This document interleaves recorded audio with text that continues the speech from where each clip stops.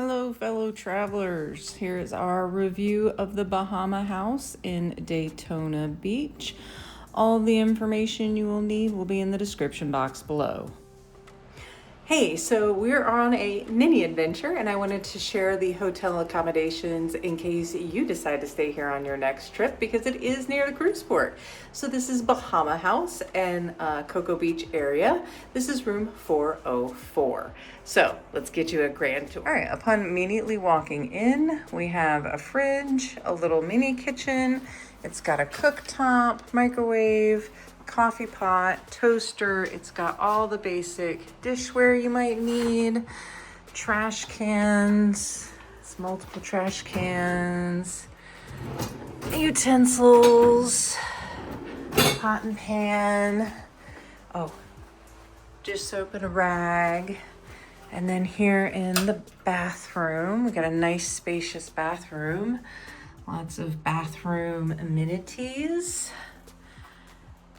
Right, and the shower, beautiful stand-in shower with a shelf there, very nice, and a hair dryer.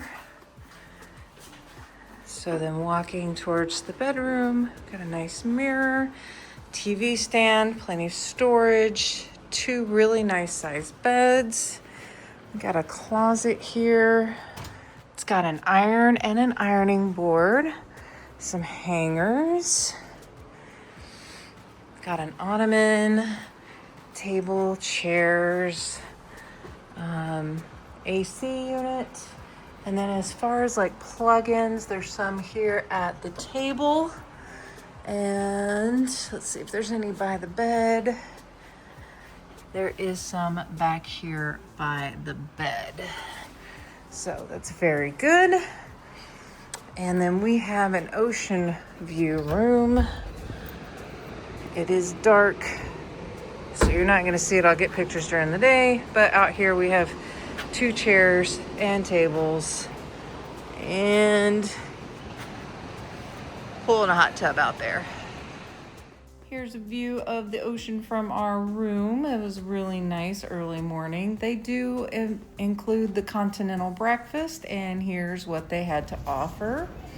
So they had fresh hot pancakes that they were making, some fruit, some pastries that were grab and go, some bagels that you could toast with a few toppings, grits, oatmeal, cereal, milk, yogurt, the normal. If you have any questions, hit me up in the comments below. And as always, guys, until the next time, shake a tail feather.